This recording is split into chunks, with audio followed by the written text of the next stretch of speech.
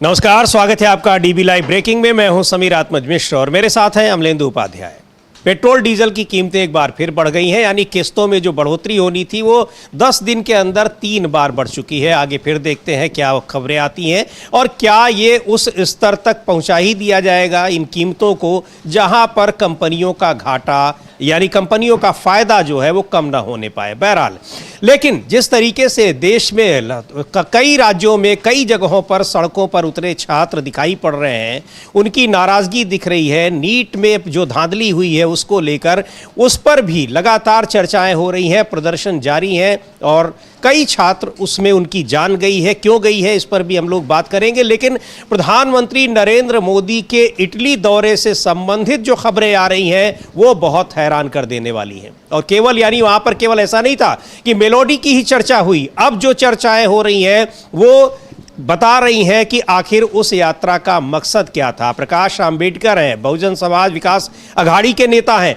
उन्होंने गंभीर आरोप लगाए हैं कि प्रधानमंत्री ने यह यात्रा क्यों की है। उन्होंने प्रेस कॉन्फ्रेंस की है और कई बातें ये बताई हैं जो बहुत हैरान करने वाली हैं। देश के लिए वो खतरनाक तो है ही, देश की अपनी संप्रभुता को लेकर भी वो सवाल उठा रही हैं, लेकिन बड़ा सवाल ये है कि आखिर इस तरह से जो भारत की विदेश नीति काम कर रही है वो उसका भारत को उसका फायदा क्या होगा और नुकसान क्या होगा, इसका आकलन कहां पर हो रहा है। इसके अलावा मार्को रूबियो यानी जो अमेरिका के विदेश मंत्री हैं वो भारत आ चुके हैं। उनकी भारत यात्रा को लेकर और अमेरिका के साथ भारत के संबंधों को लेकर भी चर्चा है कि आखिर भारत के फैसले अमेरिका कैसे ले रहा है। पहले बात करते हैं प्रकाश आंबेडकर ने क्या कुछ कहा है। प्रकाश आंबेडकर ने कहा है कि इटली ने भारत के 4 ऐसे जहाज़ों को रोक लिया था जो इजराइल जा रहे थे और उनमें स्टील लदा हुआ था। ये स्टील वहां पर, और ये रोका क्यों गया?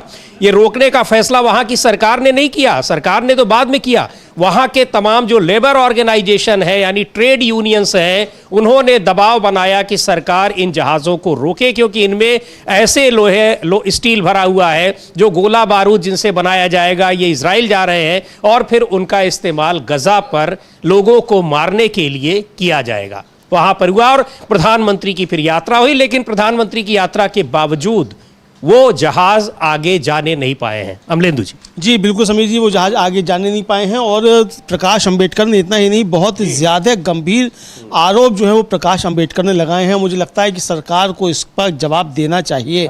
प्रकाश अंबेडकर ने गंभीर आरोप लगाए हैं। उनका कहना ये है कि प्रधानमंत्री मोदी का जो विदेश दौरा इटली के लिए था, तो इटली जाने का मकसद ये था कि इटली ने भारत से इटली गए हुए 4 जहाज़ों को रोक दिया है। इन जहाज़ों में करीब 800 टन मिलिट्री ग्रेड स्टील है। ये स्टील इजराइल जा रहा है। अगर ये कार्गो इजराइल जाता है तो इससे करीब 17,000 गोले बनेंगे जिनका इस्तेमाल गाजा पट्टी में किया जाएगा। इटली की सरकार पर वहाँ के पोर्ट पर लेबर यूनियनों ने दबाव डालकर इन जहाज़ों को रोक दिया है। ये मिलिट्री ग्रेड स्टील भारत से इजराइल ले जाया जा रहा है। जब ईरान को इस बात का एहसास हुआ तो उसने भारत को अपनी तेल सप्लाई कम कर दी। ये कहना है प्रकाश अंबेडकर का। प्रधानमंत्री मोदी इटली इसलिए गए ताकि दुनिया को इस बारे में पता ना चले। और इसके आगे और ज़्यादा गंभीर आरोप लगाया है प्रकाश अंबेडकर ने, और उनका कहना है कि एपस्टीन फाइल में प्रधानमंत्री मोदी का नाम आने के बाद हर देश उन पर दबाव बना रहा है। केवल अमेरिका नहीं, हर देश उन पर दबाव बना रहा है। और इटली की मिटेनी नाम की केमिकल फैक्ट्री जो यहाँ बंद हो चुकी है उसे भारत में शुरू किया जा रहा है। भारत में ऐसी बैन की हुई कंपनी के बारे में कोई भी कानून नहीं है, इसलिए इस कंपनी के कागजात भारतीय लोगों के हाथ ना आए, इसीलिए इसकी पैरवी करने के लिए प्रधानमंत्री मोदी इटली गए थे।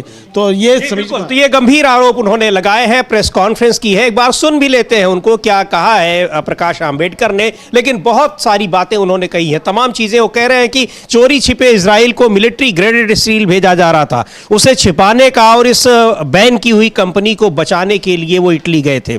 दुनिया में इस तरह की राजनीति का विरोध हो रहा है। भारतीय मीडिया इस बात को उजागर नहीं कर रहा है, लेकिन अंतर्राष्ट्रीय स्तर पर यह बात खुल चुकी है। इजराइल को भारत की ओर से किए जा रहे मिलिट्री ग्रेडेड स्टील की वजह से भारत में तेल गैस की कमी हो रही है। यानी जो ये कमी है उसके पीछे भी भारत की नीतियां हैं। भारत जिस तरह से अपनी विदेश नीति को व्यापारिक नीति को यहां पर बदल रही है और दूसरे देशों के हिसाब से चल रही है। लेकिन वो लाइन बड़ी महत्वपूर्ण है अमलेंदु जी कि एप्स्टीन फाइल में नाम आने के कारण हर देश जो है वो दबाव डाल रहा है और एक तरीके से कहा जाए हर देश जो है वो ब्लैकमेलिंग कर रहा है। इसके आगे और जो वो कहना है समीर जी वो भी बहुत महत्वपूर्ण है कि जो इटली की मिटेनी नामक केमिकल फैक्ट्री है उस केमिकल का नाम PFAS है। इस केमिकल को नष्ट नहीं किया जा सकता।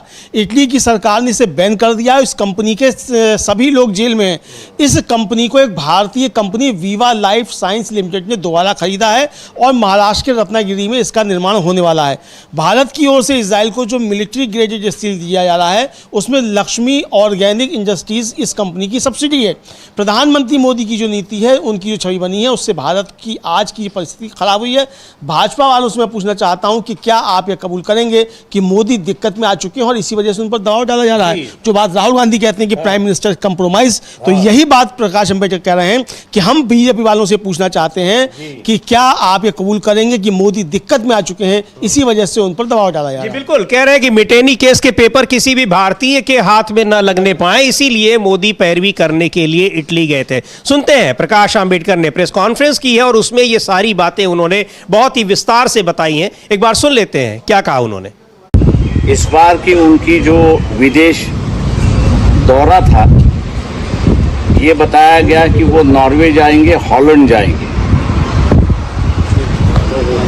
लेकिन ये अंग्रेजी में जिसको कहते हैं कि स्मोक स्क्रीन, ये दो देशों का दौरा एक स्मोक स्क्रीन था।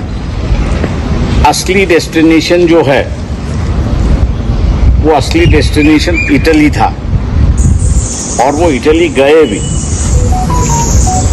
आज जो गैस की समस्या है, डीजल पेट्रोल की समस्या है, किसानों के लिए सल्फर और खाद की जो समस्या है, ये समस्या मोदी जी नरेंद्र मोदी के नीतियों की वजह है, ऐसा मैं आरोप कर रहा हूं। इटली में जो गए थे उसकी वजह यह है कि इटली में दो संगठन है, उन दो संगठनों का नाम है बॉयकॉट मूवमेंट है और दूसरा है नो हार्बर ऑफ BDS। ये दो इटली की संगठन हैं कि जो इजराइल और पैलेस्टीन के अंदर जो झगड़ा चल रहा है,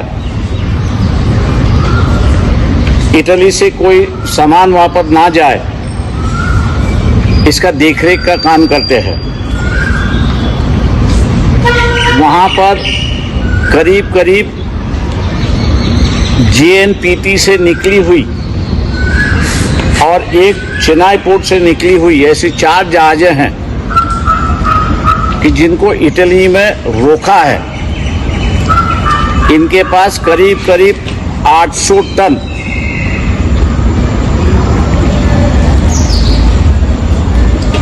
मिलिट्री ग्रेडेड स्टील इनमें है और ये स्टील जो है वो इजराइल को जा रहा है। उनका कहना है कि ये इजराइल को गया तो कम से कम 17,000 इसके शेल्स बनाए जाएंगे और पैलेस्टीन पर जो है इसका इस्तेमाल किया जाएगा और एक जेनोसाइड की वजह से है।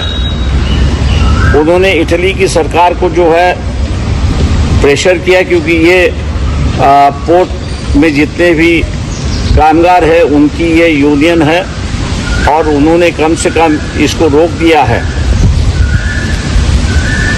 ये बात दुनिया में ना फैले कि भारत जो है वो इजराइल को military graded steel,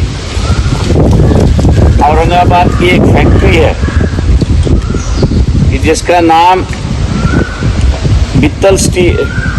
Mittal steels करके है, वो कंपनी ने जो है इजराइल को माध्यम से भेजा, ऐसी एक परिस्थिति है। दूसरा जो है ये बात अगर बाहर आ जाती है तो एक तरफ से रशिया और चाइना जो ईरान के साथ में है और कच्चा तेल वहां से आ रहा है। दूसरी तरफ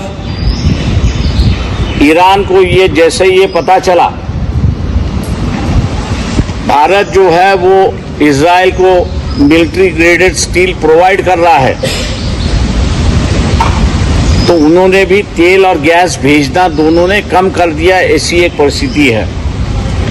इसलिए आज की जो गैस की समस्या है, तेल की जो समस्या है, ये मोदी जी के स्टीम फाइल में नाम आने की वजह से आज हर कोई देश उन पर दबाव डाल रहा है। तो एप्स्टीन फाइल में नाम आने के कारण हर कोई देश उन पर दबाव डाल रहा है और वो ब्लैकमेल कर रहा है, ये कहना है प्रकाश आंबेडकर का। ये गंभीर आरोप, और यही बात राहुल गांधी लगातार कहते रहे। लंबी प्रेस कॉन्फ्रेंस है, उसमें बहुत सारी बातें कही प्रकाश आंबेडकर। उन्होंने ये भी कहा कि जब से प्रधानमंत्री नरेंद्र मोदी का नाम एप्स्टीन फाइल में आया है, वे अजीब हरकतें कर रहे हैं। अमेरिका को अच्छा लगा होगा कि भारत से इजराइल के लिए मिलिट्री ग्रेड का सामान भेजा जा रहा है, लेकिन जिन देशों से हमें गैस और कच्चा तेल मिलता है उन्होंने नाराजगी जताई है और अपने भरे हुए जहाज नहीं छोड़े हैं। खेती के फर्टिलाइजर और सल्फर भी लोड किए गए हैं, लेकिन वे जहाज भी नहीं छोड़े गए हैं। यह सब प्रधानमंत्री की गलत नीतियों के कारण हो रहा है। भारत को अपनी जरूरत के हिसाब से कच्चा तेल और लिक्विफाइड नेचुरल गैस की जरूरत थी। अमेरिका ईरान युद्ध के दौरान यह अच्छी तरह से आ रहा था, लेकिन युद्ध खत्म होने के बाद हम इन सब की कमी देख रहे हैं। इसके लिए प्रधानमंत्री नरेंद्र मोदी जिम्मेदार हैं। लोगों को प्रधानमंत्री मोदी से पूछना चाहिए कि आपने देश की विदेश नीति क्यों बदली, और एक सवाल यह पूछा जाना चाहिए कि क्या एप्स्टीन फाइल में आपके नाम के अलावा कुछ और भी है क्या? बहुत गंभीर सवाल कि आपका नाम तो चलिए है तो है, लेकिन क्या आपके नाम के अलावा और भी कुछ इसमें चीजें हैं जो जिसकी वजह से आप इतना कंप्रोमाइज हैं, ये पूछ रहे हैं एडवोकेट प्रकाश अंबेडकर, जो वंचित बहुजन अघाड़ी के अध्यक्ष हैं। वो ये सवाल समीर जी पूछ रहे हैं। बहुत गंभीर सवाल जो है वो प्रकाश अंबेडकर ने उठाए हैं, और ये इन सवालों के जवाब सरकार से तो मिलने की कोई उम्मीद की ही नहीं जानी चाहिए। लेकिन इस पर समीर जी, जैसा कि डॉक्टर प्रकाश अंबेडकर कह रहे हैं कि पूरी दुनिया की मीडिया जो है इसको लेकर चर्चा कर रही है, और ये जो दोहरी राजनीति है भारत की, जो उसको लेकर सवाल उठ रहे हैं, और वो पूछ रहे हैं कि भाई ये आपने विदेश नीति कब बदली और क्यों बदली, किसके लिए आपने विदेश नीति बदली? ये भारत की विदेश नीति नहीं थी कि इजराइल को जो है यहाँ से साजो सामान जाएगा, सैन्य साजो सामान जाएगा और वो गजा पर बम बरसाने के लिए उसका इस्तेमाल किया जाएगा। ये गंभीर सवाल जो है वो डॉक्टर प्रकाश अंबेडकर ने उठाया है समीर। बिल्कुल, और वो पता न चले इसके लिए प्रधानमंत्री इटली जा रहे हैं। बहुत ही महत्वपूर्ण बात उन्होंने कही कि दौरा दरअसल उनका इटली के लिए ही था, लेकिन ये इतने सारे देशों की यात्रा उसमें इसलिए शामिल कर ली गई ताकि लोगों को पता न चले, और सबसे आखिर में वो इटली गए हैं। और वहां पर इटली में ऐसा लग रहा है कि वहां उन्होंने चॉकलेट डिप्लोमेसी पूरी दुनिया में प्रचारित कर दी है, लेकिन इस चॉकलेट डिप्लोमेसी की चर्चा जितनी यहां पर भारत में हो रही है, दुनिया में उस चॉकलेट डिप्लोमेसी या टॉफी डिप्लोमेसी की चर्चा कैसी हो रही है इसको जानना भी जरूरी है। लेकिन देश के हित में उससे क्या हुआ, क्या करने के लिए गए थे, अब ये बड़े सवाल उठ रहे हैं। और कि पूछा जा रहा है कि आखिर अब ये सफाई, अभी तक इस पर किसी कल ही ये प्रेस कॉन्फ्रेंस हुई है अमलेंदु जी, अभी तक बीजेपी की ओर से, सरकार की ओर से, विदेश मंत्रालय की ओर से इस पर कोई प्रतिक्रिया नहीं आई है। जबकि वंचित बहुजन अघाड़ी के अध्यक्ष हैं प्रकाश आंबेडकर, कई बार के सांसद हैं और बहुत ही वरिष्ठ वकील हैं। उनका ये आरोप है, ऐसे हल्के में आरोप नहीं है कि बिना तथ्यों के आरोप लगा रहा, और बिना तथ्यों के लगाए होते तो अब तक उनके खिलाफ एफआईआर हो गई होती और चले गए होते, जेल चले गए होते। बिल्कुल चले गए होते। और समीर जी, और उनके एक रिश्तेदार जो है डॉक्टर आनंद तेलतुंबड़े, वो जेल होकर आए हैं, लंबे समय जेल में काट के आए हैं। तो लेकिन अगर डॉक्टर प्रकाश अंबेडकर आरोप लगा रहे हैं और बाकायदा कंपनियों के नाम ले रहे हैं कि कौन सी कंपनी, भारत की किस कंपनी ने खरीदा, उसकी फैक्ट्री कहाँ लगने वाली है, ये भी सब बता रहे हैं कि रत्नागिरी में वो कंपनी लगेगी। कंपनी जो इटली में बंद हो चुकी है, उसके सब लोग जो हैं वो जेल में हैं।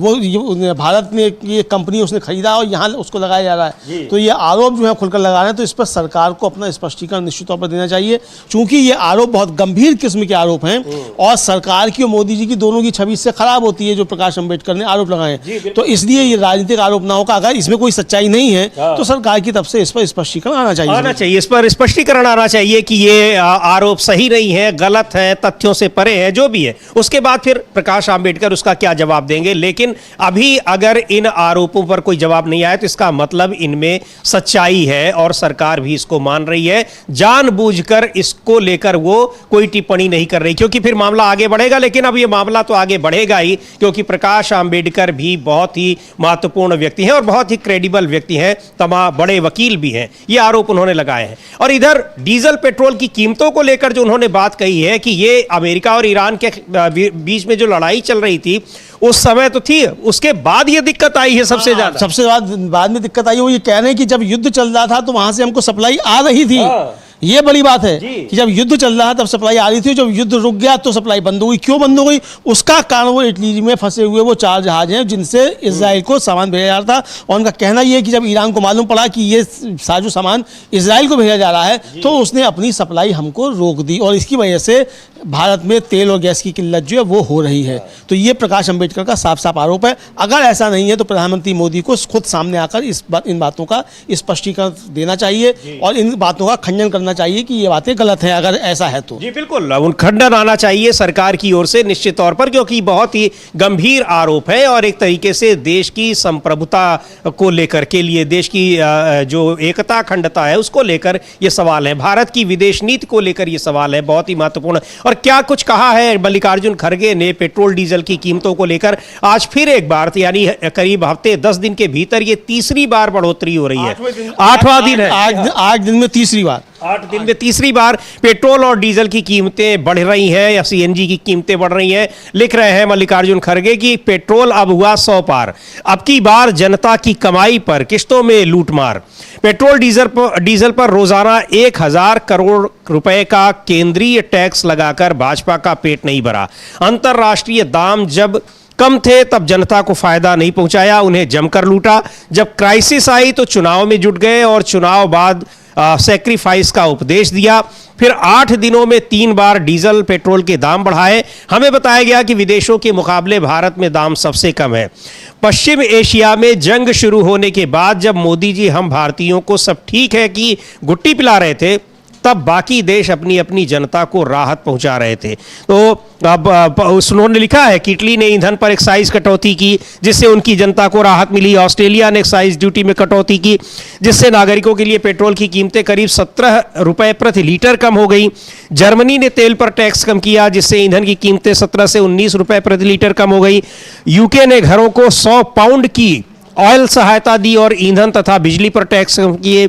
आयरलैंड के 250 मिलियन यूरो के राहत पैकेज से पेट्रोल की कीमतें करीब 0.15 प्रति लीटर और डीजल की कीमतें 0.20 यूरो प्रति लीटर कम हो गई हैं। तो वहां पर ये सारी चीजें की गई। नरेंद्र मोदी जी बताइए इस लूट की किस्त किस किस को जा रही है? आप इतने कॉम्प्रोमाइज्ड क्यों हैं? इस सरकार में लीडरशिप क्राइसिस असली है। 140 करोड़ भारतीय अब ये समझ गए हैं। तो ये बहुत ही महत्वपूर्ण बात है कि आखिर पेट्रोल डीजल की कीमतों को लेकर पता था बढ़ने वाली है, उसके बाद क्राइसिस में भी हम अपनी विदेश नीति को किस तरफ ले जा रहे हैं, बिल्कुल उल्टी दिशा में ले जा रहे हैं और आखिरकार उसका खामियाजा भी भुगतना पड़ रहा है। तो आखिर क्यों?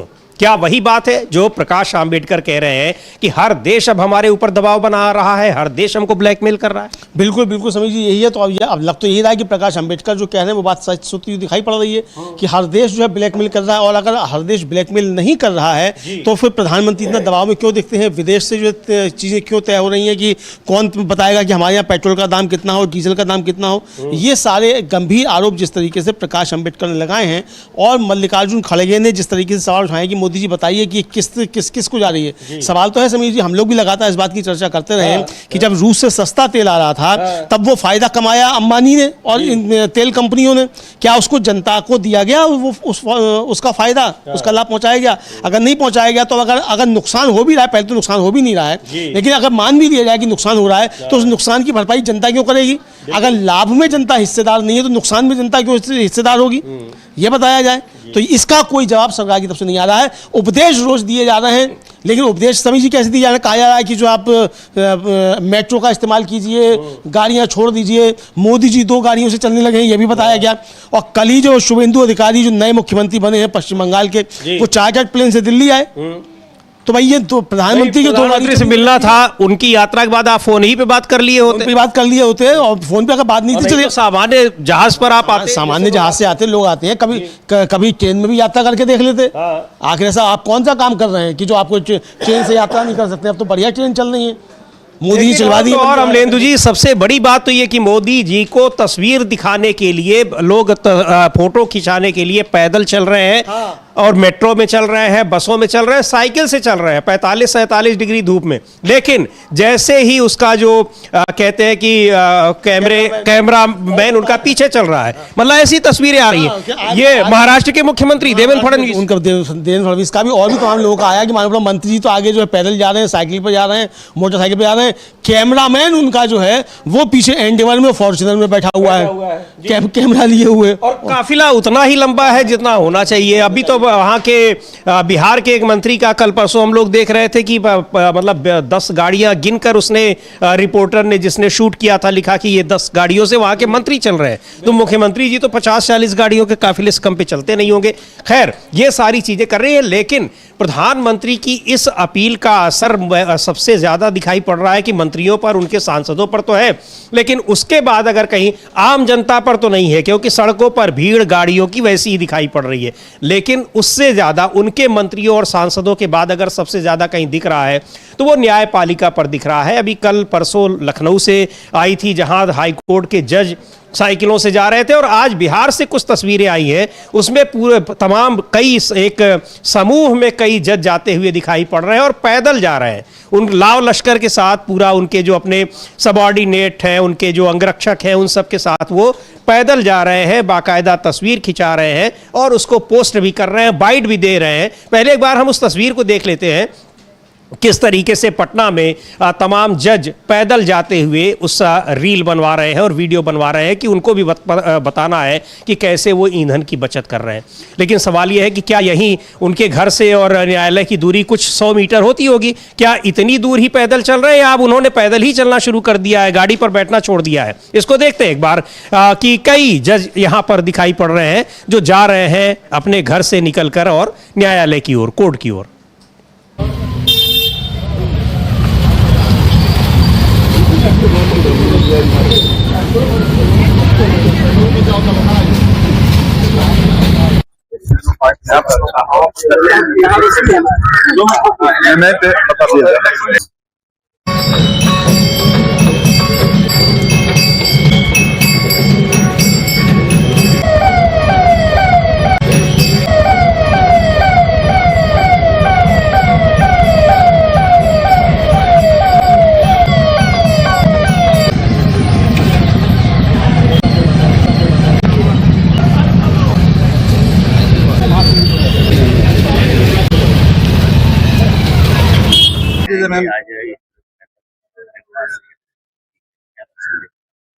सबसे पहले तो मैं इलेक्ट्रॉनिक और प्रिंट मीडिया बंधुओं को, न्यायिक पदाधिकारियों की ओर से आप सभी को नमस्कार करती हूँ। Good morning to all. आज हम लोगों ने ये निर्णय इसलिए लिया कि जैसा कि हम सभी देख रहे हैं कि देश में पेट्रोल और डीजल और गैस की थोड़ी क्राइसिस चल रही है, उसकी जो उपलब्धता में जो कठिनाई आ रही है, उसको देखने के लिए ये देश हित में हमारे द्वारा लिया गया एक छोटा सा कदम है। और इस के माध्यम से मैं लोगों से भी ये बताना चाहती हूँ कि अगर हम सभी अपने अपने स्तर पे सिर्फ छोटा सा ही एक स्टेप लेंगे, हर आदमी के मन में ये होता है कि सिर्फ हमारे ना जाने से क्या होगा, लेकिन अगर हर आदमी अपने स्तर पे एक दिन के लिए भी किसी भी चीज का त्याग करेगा, चाहे वो डीजल पेट्रोल का हो गया, चाहे गैस का हो गया, तो निश्चित रूप से हम थोड़ा भविष्य के लिए अच्छा उसको बचा सकेंगे। और जो हमारी अभी उपलब्धता की जो मात्रा है, जो कमी है, उस चीज को हम 2 दिन और आगे तक इमरजेंसी कंडीशन के लिए हम जरूर उसका इस्तेमाल कर सकेंगे। तो इसलिए आप सभी मीडिया बंधुओं के माध्यम से मैं सभी गोपालगंज की जनता, और मेरा ये संदेश सार्वजनिक रूप से ये है कि ऐसा नहीं है, हम सभी भी देश के साथ हैं और देश हित के लिए हम सभी कष्ट उठाने के लिए एकदम तैयार हैं और कष्ट उठा सकते हैं, तथा सभी को ये चाहिए कि एक दिन के लिए सुरक्षा। तो ये यहाँ पर ये वहाँ गोपालगंज के ये लोअर कोर्ट के जज हैं। कल लखनऊ में भी हम लोगों ने देखा हाई कोर्ट के कई जज साइकिलों से जा रहे थे, यानी उन पर भी इसका असर है। अब ये नहीं समझ में आ रहा है या पता चल रहा है, अब देखते हैं कि कल भी ये लोग ऐसे ही जाते हैं या फिर कल पूरे लाव लश्कर के साथ गाड़ियों से और काफिलों में जाएंगे। हाँ, लेकिन समीर जी एस्कॉर्ट तो पुलिस की गाड़ी ही कर रही थी। हाँ, बिल्कुल। तो उसको भी पैदल चलना चाहिए था। साइकिलों से चलाते, जैसे जयपुर के पुलिस वाले कर रहे थे, साइकिलों से इनको भी चलाते। मतलब समीर जी इस तरीके की नौटंकियां जो है, नौटंकियां ही कहा जाएगा, ये सब देश के अंदर की जा रही हैं। मतलब इससे क्या जनता का भला होना। जुडिशरी भी उसमें शामिल हो गई है, ये हैरानी की सबसे खतरनाक हैरानी की नहीं समीर जी, ये बड़ी खतरनाक चीज है कि जुडिशरी जो है वो सरकार की हाँ में हाँ मिला रही है। सरकार में बैठे हुए व्यक्ति के आह्वान को आप जो है जुडिशरी के लोग जो है वो जनता को संदेश दे रहे हैं, तो जुडिशरी स्वतंत्र कहाँ रह गई? बिल्कुल, वो कह रहे हैं कि सरकार जो कर रही है वो सही कर रही है। भाई आप ये भी सवाल है, आप कोई ये वहां पर एक स्वतः संज्ञान लीजिए इस पर भी कि आखिर क्यों कैसे हो गई कमी। आप इस पर भी लीजिए कि क्या ये जो प्रकाश आंबेडकर कह रहे हैं वो सही है कि नहीं है। लेकिन आप खुद सरकार की हाँ में हाँ मिलाते हुए दिखाई पड़ रहे हैं, तो फिर निश्चित तौर पर उसकी क्रेडिबिलिटी पर सवाल क्यों नहीं उठेंगे, और उठ भी रहे हैं। इसीलिए बिल्कुल इसीलिए उठ रहे समझो, जजों की बता रही जजों की टिप्पणियां इसीलिए कॉकरोच जैसी टिप्पणी आई आती है, वो भी जो है प्रधानमंत्री से प्रेरित होगी। आंदोलन जीवी से परजीवी जो था वो लगता है कि बिल्कुल प्रेरित है जी। तो अगर इस तरह की टिप्पणियां आने लग जाएंगी और जुडिशरी की तरफ से इस तरह की बातें आने लग जाएंगी, साहब की जो सरकार कर रही है, मोदी जी कर रहे हैं, तो इसलिए हम देश को संदेश देना चाहते हैं, तो हो गया इस देश का कल्याण। बिल्कुल, तो ये सवाल समझिए। बिल्कुल। और क्या कुछ पेट्रोल डीजल की कीमतों को लेकर, लेकिन कीमतें जो है वो फिर भी बढ़ी जा रही हैं। आप ये नहीं पूछ रहे हैं कि भाई जब सबको आपने साइकिल पर और पैदल पर उतार दिया है तब फिर बढ़ा क्यों रहे हैं? मत बढ़ाइए, आप घटाइए उसको, और या तो घटाइए, नहीं तो कम से कम जहां पर थी वहीं आप रखे रहिए। सुनते हैं कांग्रेस के नेता हैं, सांसद हैं प्रमोद तिवारी, और राज्यसभा में कांग्रेस के उपनेता हैं, क्या कह रहे हैं पेट्रोल डीजल की कीमतों को लेकर, जो लगातार पिछले 8 दिन में 3 बार बढ़ाई जा चुकी हैं। कीमतों में वृद्धि हुई है, 10 दिन में लगातार ये तीसरी बार वृद्धि है। सीएनजी तक भी 1 रुपया बढ़ गया। 10 दिन के अंदर भारत की जनता के जेब पर तीसरी बार मोदी सरकार ने प्रहार किया है, डकैती डाली है। अभी परसों ही मीटिंग हुई थी, लौट के आए थे रोम से, इटली से, 5 देशों की यात्रा के बाद, तो कहा था बड़े सुधारात्मक कदम उठाए जाएंगे। 10 दिन के अंदर तीसरी बार 3 रुपए, 1 रुपए, लगभग 1 रुपए, 5 रुपए वृद्धि कर दी। डीजल में जो वृद्धि हुई है, पेट्रोल में जो वृद्धि हुई है, ये सिर्फ डीजल पेट्रोल तक नहीं सीमित रहेगी, ये आम आदमी की माल ढुलाई की वजह से हर चीज पर प्रभाव डालेगी, और बाजार में जो महंगाई थोक दर आसमान को छू रही है वो और बढ़ेगी। 40 साल की रिकॉर्ड महंगाई के बाद मोदी सरकार जी, आपने ये क्या किया? देश को राहत देने की जगह आप देश को तबाह और बर्बाद कर रही है आपकी आर्थिक नीतियां। कहां है आपका वो बयान जब आप कहते थे कि हम अगर सरकार में आएंगे तो पेट्रोल 30 रुपए लीटर होगा, डीजल 25 रुपए होगा? कहां है वो आपका बयान? कुल मिलाकर मोदी सरकार का ये जुल्म, ये सिर्फ गलत नीतियां जो अपनाई उसके कारण ये हो रहा है। मैं इसकी कठोरतम शब्दों में निंदा करता हूं और इसे बढ़े दाम को वापस लेने की पुरजोर तो बढ़े दाम को वापस लेने की मांग कर रहे हैं, और इसकी नीतियों के कारण, सरकार की गलत नीतियों के कारण ये सब हो रहा है, और इन्हीं की बदौलत सरकार ये लोगों को भरोसा दे रही है कि बस कुछ ही दिन बाद, यानी लगभग 20-21 साल बाद हम पहुंच जाएंगे, विकसित अवस्था में पहुंच जाएंगे, विकसित अवस्था में पहुंच जाएंगे, विकसित भारत। और समझिए इस विकसित भारत को लेकर जो है पवन खेड़ा जो कांग्रेस के प्रवक्ता हैं, उन्होंने बड़ा तगड़ा हमला बोला है, और उन्होंने कहा है कि सपनों का सौदागर हूँ, जुमलों से बहलाऊंगा, आज की रोटी छोड़ दो कल चांद दिखाऊंगा। ये है 2047 विकसित भारत की हकीकत। और फिर कह रहे हैं कि नरेंद्र मोदी ने प्रधान बनते ही कहा कि मुझे 60 दिन दे दो, फिर 60 हफ्ते मांगे, फिर 60 महीने मांग लिए। जब जब कुछ नहीं हुआ तो कहा 2022 में सबके सिर पर छत होगी, किसानों की आय दुगनी होगी, 2 करोड़ रोजगार हर साल दूंगा, लेकिन हुआ कुछ नहीं। अब नरेंद्र मोदी 2047 की बात कर रहे हैं। नरेंद्र मोदी 2047 की बात कर अपने 2-3 साल शांति से गुजारना चाहते हैं, लेकिन ये हो नहीं पाएगा। नहीं पाएगा। सुन लेते हैं क्या कह रहे हैं पवन खेड़ा कि कैसे 2047 का सब्ज बाग दिखाया जा रहा है लोगों को, और जो धरातल पर हकीकत है, अभी की जो वास्तविक स्थिति है, उससे लोगों का ध्यान हटाने की कोशिश की जा रही है। सुनते हैं पवन खेड़ा को। सपनों का सौदागर हूं और जुमलों से बहलाऊंगा, आज की रोटी छोड़ दो कल चांद दिखलाऊंगा। ये है 2047 विकसित भारत की असलियत। 12 साल पहले जब मोदी जी प्रधानमंत्री बने, बोले 60 दिन दो, फिर बोले 60 हफ्ते दो, फिर बोले 60 महीने दो, फिर बोले 2022 तक हर सर पे एक छत होगी, किसानों की आय दुगनी हो जाएगी, 2 करोड़ रोजगार हर साल दूंगा। ठन ठन गोपाल, हुआ कुछ नहीं। अब 2047 तक ले गए हमें। मोदी जी, आप पिछले 12 साल लगातार हवाई यात्रा करते रहे, देश में हवाई किले बनाते रहे, विदेशों में जाकर मेलोडी टॉफी बांटते हैं और देश को लॉलीपॉप बांटते हैं। ये नई लॉलीपॉप आ गई, 2047 की लॉलीपॉप। दरअसल इस लॉलीपॉप की असलियत यह है कि 47 की बात करके अपने 2-3 साल और अब ये शांति से गुजारना चाहते हैं। ये हो नहीं पाएगा। एक एग्जाम ठीक नहीं ले पाते,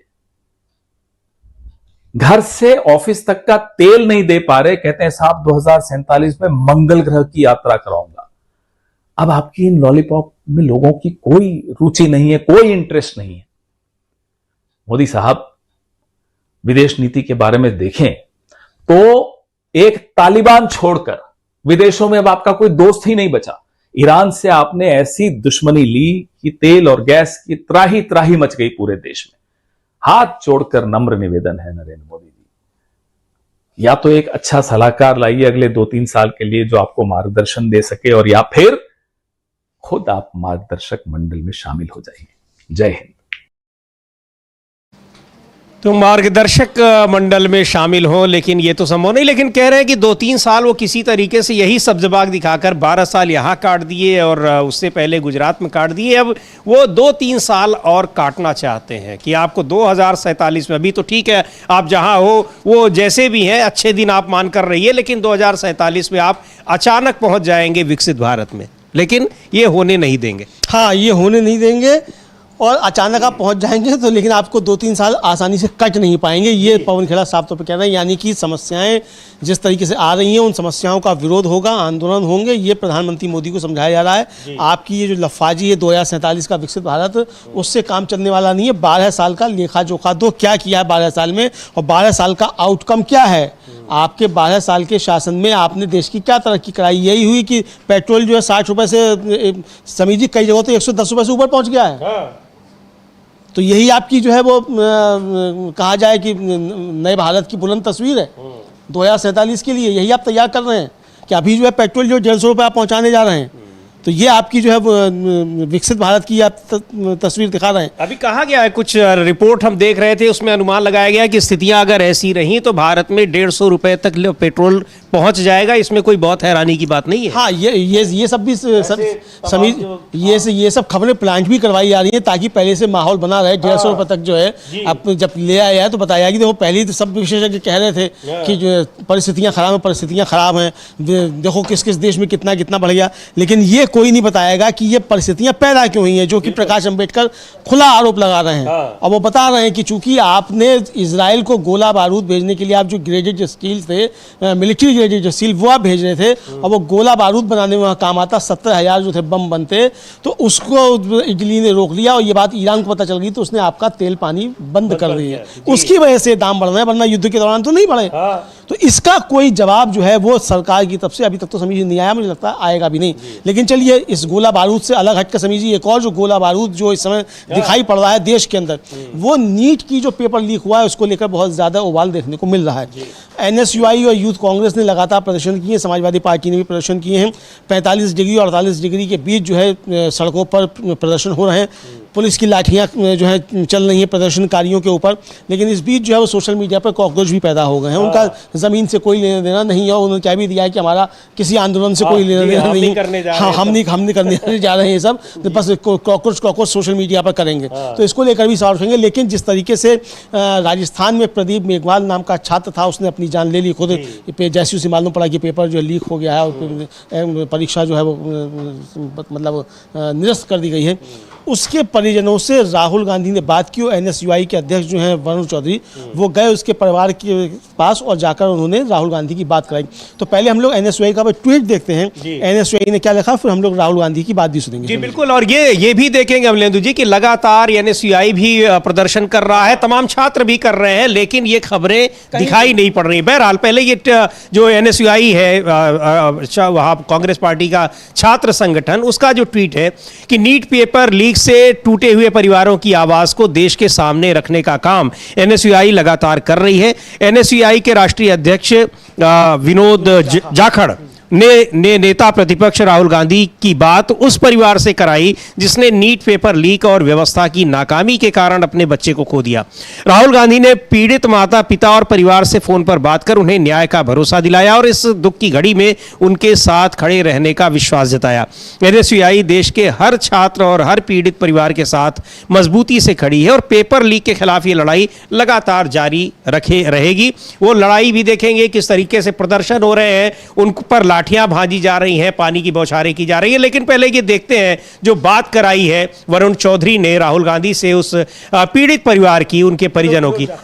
विनोद जाखड़ ने, हाँ विनोद जाखड़ ने उनको वो वहां पर क्या बात कराई है, किस तरीके से उनको आश्वासन दिया है, भरोसा दिया है कि हम आपके साथ हैं। एक बार देख लेते हैं। ये पिताजी हैं, बात कर। नमस्कार। बड़ा दुख हुआ ये सुनकर। बोलो कितने टाइम के लिए पढ़ाई कर रहे थे? 3 साल। बोलो आप, हिम्मत रखो। 3 साल से पढ़ाई कर रहा था। अब की बार वो उसका सिलेक्शन भी हो गया था और अभी वो सेंटर से निकला तभी बोल दिया था मेरे को कि मेरा सिलेक्शन हो गया अब की बार। उसके बाद में पेपर लीक होने के बाद में उसने वो सुसाइड तो पेपर लीक, जब पेपर लीक हुआ उसने मतलब पहले भी ट्राई किया था या पहली बार की है?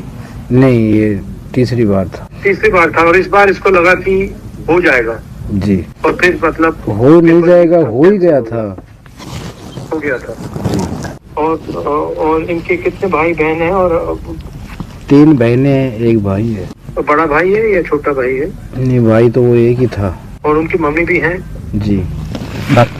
भैया बात कीजिए मम्मी से, बात करिए। हेलो, नमस्कार। नमस्कार। सॉरी, ये बुरी खबर सुनी हमने। तो ये उनकी बात कराई। और ये इस तरह से बहुत से छात्र हैं अमलेंदु जी जो 2 बार 3 बार दिए और उनको ये भरोसा था, पेपर इतना अच्छा हुआ रहा होगा कि कॉन्फिडेंट रहे होंगे कि भाई हम इस बार हो ही जाएंगे। लेकिन वो पेपर अब लीक हो जाता है। लीक के बाद जब वो कैंसिल हो गया, फिर से परीक्षा होगी, तो जाहिर सी बात है कि 2 बार 3 बार देने के बाद लड़का नर्वस हो गया।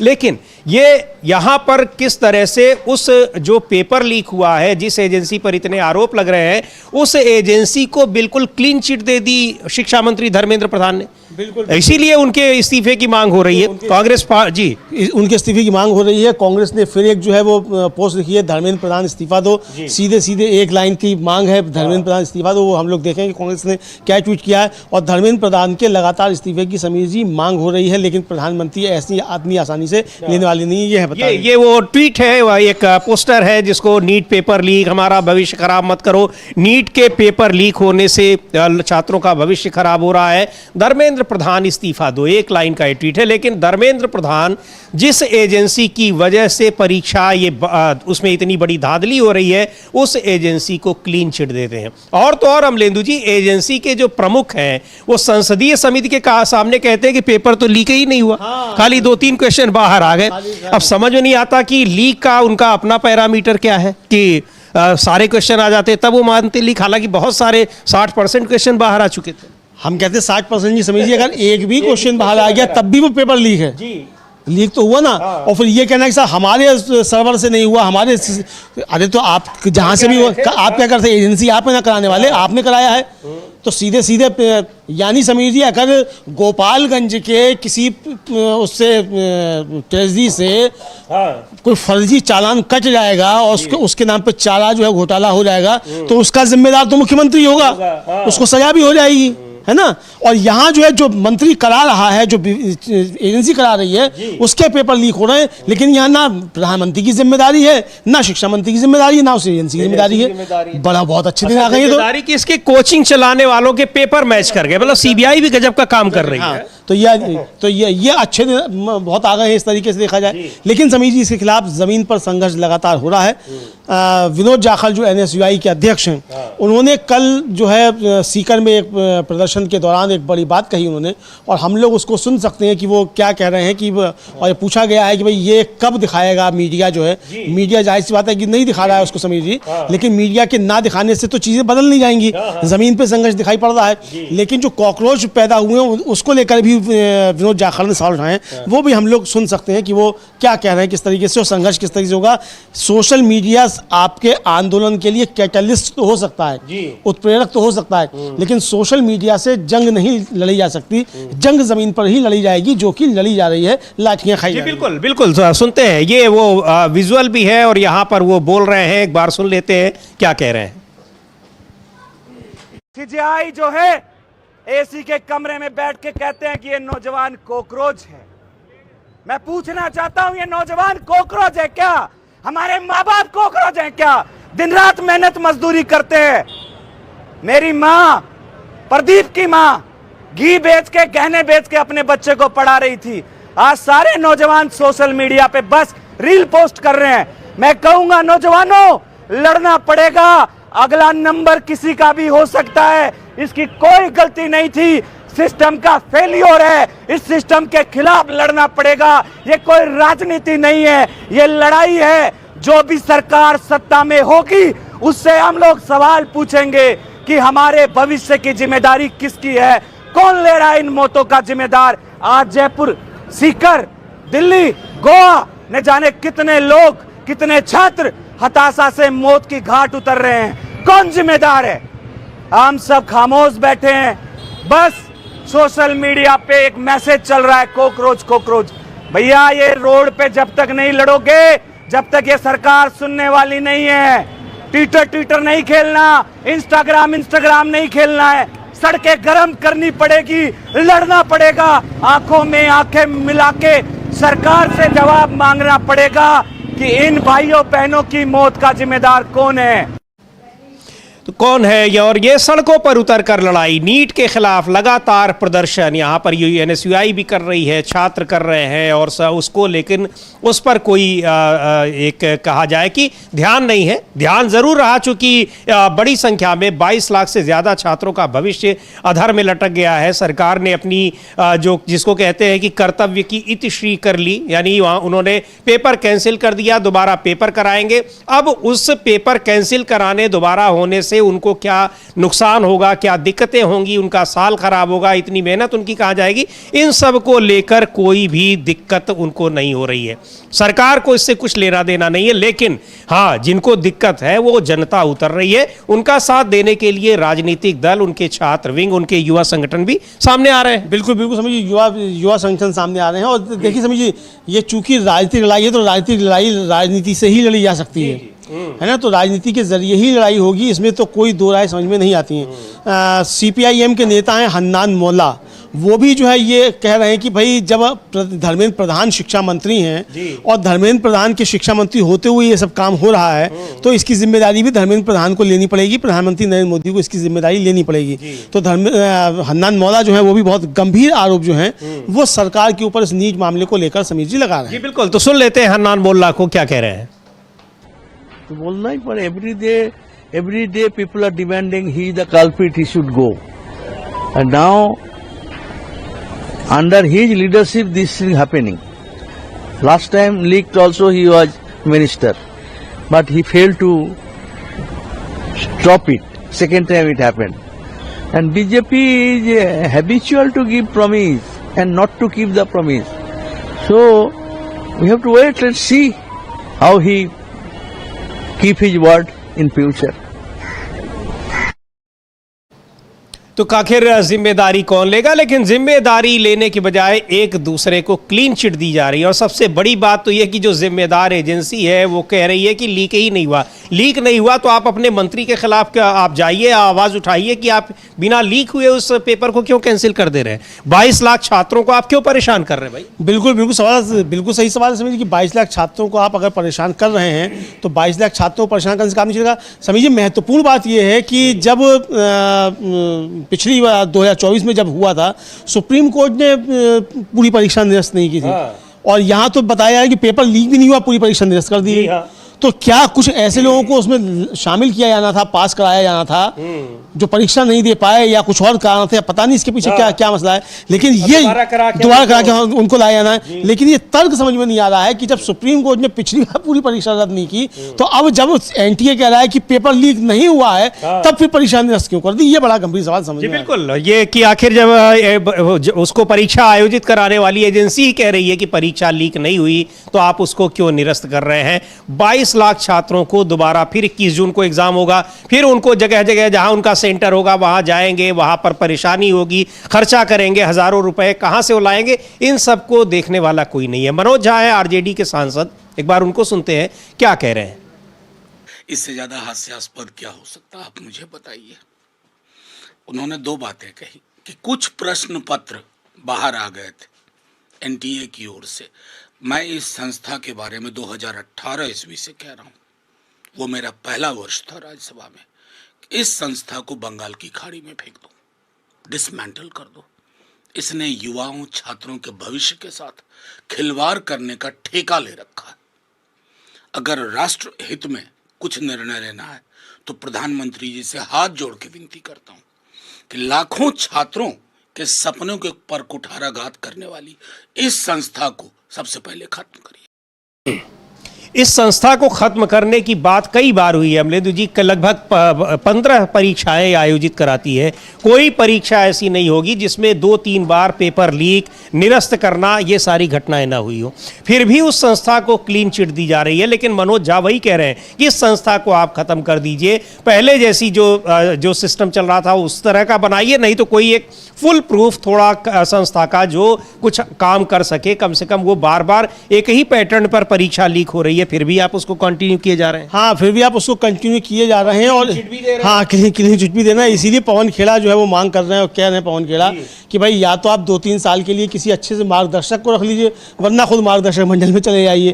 तो मुझे लगता है समीर जी कि ना तो कोई मार्गदर्शक रखा जाएगा, ना खुद जाएंगे मार्गदर्शक मंडल में। जब तक कि देश का पूरी तरीके से बंटाधार नहीं कर देंगे तब तक हिलने वाले नहीं है, मजबूती से चिपके रहेंगे। ये समझ में आ रहा है फिलहाल तो। जी बिल्कुल। और इधर पेट्रोल डीजल की कीमतें लगातार बढ़ रही हैं, उन पर भी रिएक्शन आ रही है और कहा यह जा रहा है, विपक्ष ये कह रहा है, चूंकि पहले ही कह रहे थे कि जब जैसे ही चुनाव खत्म होंगे 5 राज्यों के विधानसभा चुनाव, वैसे ही पेट्रोल डीजल की कीमतें बढ़ेंगी। राहुल गांधी ने भी कहा था, उन्होंने तो सीधे कह दिया था कि आखिरी दिन जिस दिन मतदान होंगे उस दिन बढ़ जाएंगे, लेकिन 10-11 दिन का गैप दे दिया गया। प्रधानमंत्री विदेश रवाना होने से पहले जब वो रवाना हो गए उसके बाद बढ़ा, लेकिन अब 8 दिन में 3 बार पेट्रोल डीजल की कीमतें बढ़ रही हैं। कांग्रेस के नेता हैं नसीर हुसैन, वो क्या कह रहे हैं पेट्रोल डीजल की कीमतों को लेकर, और यही बात वो कह रहे हैं कि हम तो पहले ही कह रहे थे कि चुनाव के बाद आप देखिएगा।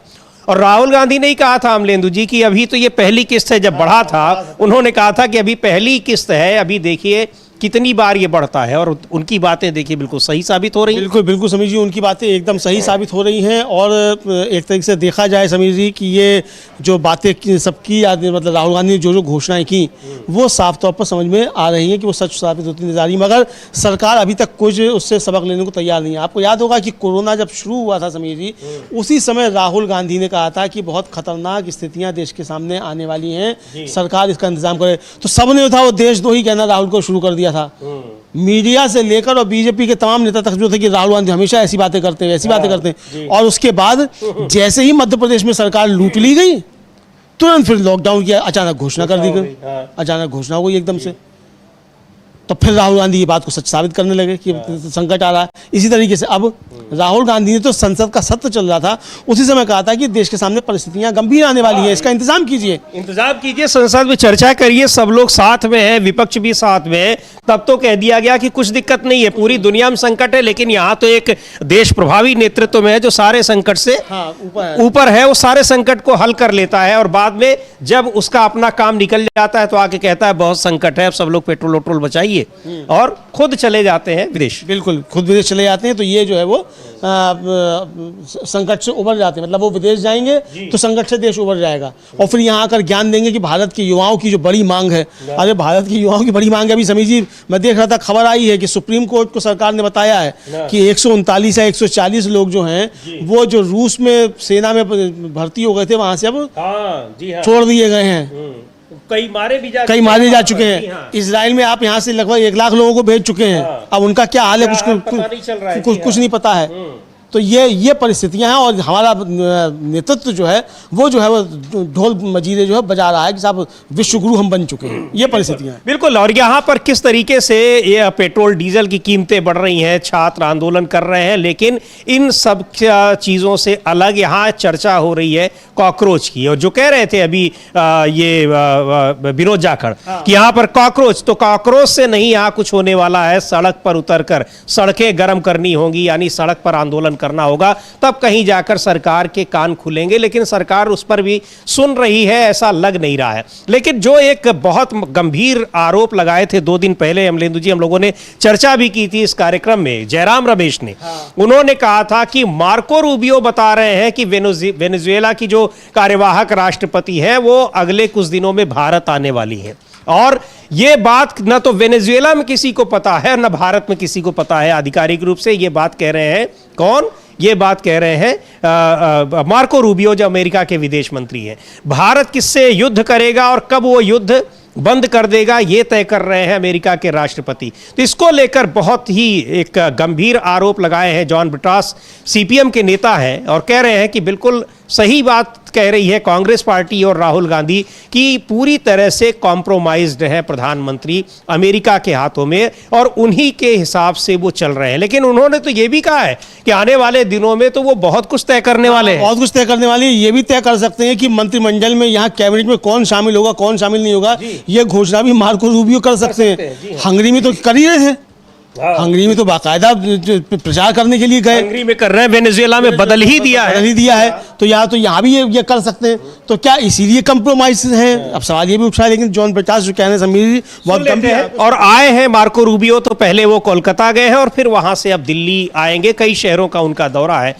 जी हाँ, दिल्ली पहुंच चुके हैं। तो जॉन ब्रिटास को सुनते हैं क्या कह रहे हैं। अमेरिका जिस तरीके से भारत के फैसले ले रहा है, लेकिन महत्वपूर्ण ये समीर जी कि जब हेमंता विश्व शर्मा का हो रहा था शपथ ग्रहण समारोह, तो अमेरिकी राजदूत जो है भारत में वो वहां उपस्थित थे। सरकार नई बनी है बंगाल में, तो जो आए हैं मार्को रूबियो, उनका दौरा लगता है कोलकाता का। तो ये क्या चल रहा है देश के अंदर, ये भी एक बड़ा सवाल। बिल्कुल सवाल है। तो सुनते हैं जॉन ब्रिटास को क्या कह रहे हैं, सीपीएम के नेता हैं। But Rubio breaks news of Venezuela President India visit Congress see Operation Sindoor replay. I am not surprised. Tomorrow, Marco Rubio or Donald Trump will decide and declare who will be the cabinet minister in this government. Tomorrow, if at all there is going to be a cabinet expansion or a shuffle, you will not be surprised if Marco Rubio announced the list beforehand. This is the sad plight of this country. Whom we should meet, which national head we should receive. America is dictating terms. A sovereign, democratic country of 140 billion people have never come across such a ill treatment from any government in the history of this nation. In Dharmendra कह रहे हैं John Brittas बहुत ही महत्वपूर्ण बात की Marco Rubio, अमेरिकी विदेश मंत्री मार्को रूबियो द्वारा वेनेजुएला के राष्ट्रपति की भारत यात्रा के प्रस्ताव की घोषणा के बाद कांग्रेस ने केंद्र सरकार पर सवाल उठाए थे। उस पर कह रहे हैं सीपीएम सांसद जॉन ब्रिटास की मुझे कोई हैरानी नहीं हुई। कल को मार्को रूबियो या डोनाल्ड ट्रंप ही ये तय करेंगे और घोषित करेंगे कि सरकार में कैबिनेट मंत्री कौन होगा। कल को अगर कैबिनेट का विस्तार या फेरबदल होता है तो आपको हैरानी नहीं होगी अगर मार्को रूबियो पहले से ही मंत्रियों की सूची घोषित कर दें। यह हमारे देश की दुखद स्थिति है। हमें किससे मिलना चाहिए, हमें किस देश के राष्ट्राध्यक्ष का स्वागत करना चाहिए, अमेरिका हमें निर्देश दे रहा है। 140 करोड़ लोगों वाले एक संप्रभु और लोकतांत्रिक देश को अपने इतिहास में किसी भी सरकार से इस तरह के दुर्व्यवहार का सामना पहले कभी नहीं करना पड़ा। बहुत ही महत्वपूर्ण बात है, गंभीर आरोप है और वही बात कही जा रही कि उसका खामियाजा देश को कैसे भुगतना पड़ रहा है। रूस से हम सस्ता तेल ले रहे थे, अमेरिका ने मना कर दिया तो हमने रूस से तेल लेना बंद कर दिया। अब फिर हमको कहा अमेरिका ने खरीदो तो अब हम महंगा तेल लेने पर विवश हो रहे हैं क्योंकि हमको लेना पड़ेगा और आपको वेनेजुएला से तेल लेना है। अभी मार्को रूबियो का एक और बयान आया है कि वो कह रहे हैं कि हम चाहते हैं कि ज्यादा से ज्यादा तेल भारत हमसे ले और हमसे और वेनेजुएला से, चूंकि दोनों के तेल क्षेत्र पर उसी का एक तरह से अधिकार है और अमेरिका के पास तेल है एक्सेस में, तो वो चाह रहे हैं कि महंगी कीमत पर वो बेचेंगे ही और जितनी कीमत पर बेचेंगे उतनी कीमत पर लेना पड़ेगा। और समीर जी, हॉर्मुज़ स्ट्रेट की जो नाकेबंदी की गई वो की ही इसीलिए गई ताकि भारत जो है अमेरिका से तेल ले, महंगे उस पर तेल ले और उसके बाद जो सस्ता तेल खरीदा उससे जो पैसे कमाए उसके पैसे से अंबानी साहब जो है वो रिफाइनरी जाकर लगाएंगे अमेरिका में बिल्कुल। तो ये रोजगार वहाँ लोगों को मिलेगा। तो ये सब सामने आ रहा है। लेकिन समीर जी, जो कॉकरोच की आपने सनसनी जो थी वो इस समय काफ़ी ज़्यादा है। लेकिन जो कॉकरोच जनता पार्टी के चीफ हैं दीपके साहब, उन्होंने कह दिया कि हमने किसी आंदोलन का कोई आह्वान नहीं किया और हम इस तरीके से कोई आह्वान नहीं करेंगे। हाँ, वो क्या नाम उनका, ये विनोद जाखड़ वगैरह भले वहां पर वो सही कह रहे हैं कि उसके लिए आपको अगर कोई आंदोलन करना है तो सड़क पर उतरना होगा, ट्विटर खेलने से नहीं होता है। तो स्वीकार भी कर रहे हैं जो सनसनी मचा रखी है पिछले 5-6 दिनों में कॉकरोच जनता पार्टी। तो सुन लेते हैं उसके जो फाउंडर हैं वो क्या कह रहे हैं। विदेश में रहते हैं, वहीं से अपील कह रहे हैं कि हम कोई आंदोलन नहीं कर रहे हैं और अगर कोई हमारे नाम पर कर रहा है तो आप उससे सावधान रहिए, ये हमारा एजेंडा नहीं है। सुन लेते हैं उनको, क्या उन्होंने वीडियो मैसेज एक जारी किया है। Hello everyone, I am here to make an important announcement and I would like to clarify। अभी मैंने कुछ न्यूज़ पढ़ी है जहां पर मैंने ये पढ़ा है कि कुछ जगहों पर कॉकरोच जनता पार्टी के नाम से कुछ लोग प्रोटेस्ट करने वाले हैं। मैं ये बात क्लियर कर दूं, we have not given any such call, we are not going to protest right now and whatever we will do, we will plan for it and we will do it very carefully and be very mindful about it. तो मेरी सारी cockroach जनता party के supporters से request है कि कोई भी ऐसी जल्दबाजी में कोई भी ऐसा कदम ना उठाए। Don't take any such decision or action that would harm the movement. The government is just waiting for one wrong move to demonize the entire movement to come after us. So don't give them any excuse. Be very careful. Be very peaceful. This is a long battle. Okay, try to understand guys. This is a very long battle and we have to be very careful. So we won't be taking any step in hasty. We have to be very mindful and I would like to clear again that we have not given any call for any kind of protest. So please spread this message as much as you can and I again request all Cockroach Janata Party supporters to please be very mindful and to be very careful. वो लोग बस हमारी एक ही गलती का इस्तेमाल कर रहे हैं। आज कुछ जगहों पर प्रोटेस्ट का बोला गया है, कुछ लोग करने वाले, लेकिन हमारा उससे कुछ भी लेना देना नहीं है। इसमें होगा क्या, वो लोग जो अभी जिन लोगों को हमसे दिक्कत है वो अपने लोग प्लांट करके कुछ भी करवा सकते हैं और फिर उससे हमें बदनाम करेंगे। So it's better to be calm. So let's not act in haste and let's be very calm about it. We will do things in our own time according to our own time, okay? And I want to make it clear that whatever we will do, it will be very democratic and very peaceful. We will not get violent at all. So please spread this message across. Thank you so much.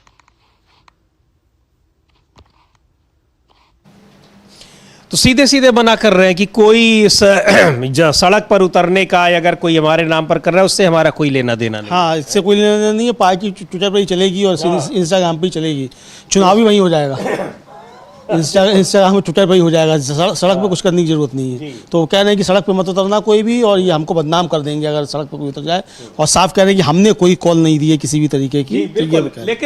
लेकिन सच्चाई ये है कि जो यहाँ पर जो गुस्से में जो जनता है, गुस्से में जो यूथ है, गुस्से में जो छात्र हैं, जो सरकार की नीतियों से जो जिनको सही नहीं लग रही हैं, उनका गुस्सा सड़कों पर दिखाई पड़ रहा है। लगातार हम लोग देख रहे हैं और आपको बता भी रहे हैं कि किस तरह से सड़कों पर उतरकर आंदोलन हो रहा है, लाठी डंडे उन पर पड़ रहे हैं, पानी की बौछारें की जा रही हैं। लेकिन बहुत ही महत्वपूर्ण आरोप जो प्रकाश आंबेडकर ने लगाए हैं, अब देखना है कि सरकार की उस पर क्या प्रतिक्रिया आती है और विपक्ष उस पर किस तरीके से रिएक्ट करता है, यह देखना बहुत ही महत्वपूर्ण होगा। रहेगी हमारी भी नजर। आप बने रहिए डीबी लाइव के साथ। इस कार्यक्रम को अब यहीं समाप्त करते हैं। मुझे और अमलेंदु उपाध्याय को दीजिए इजाजत। नमस्कार।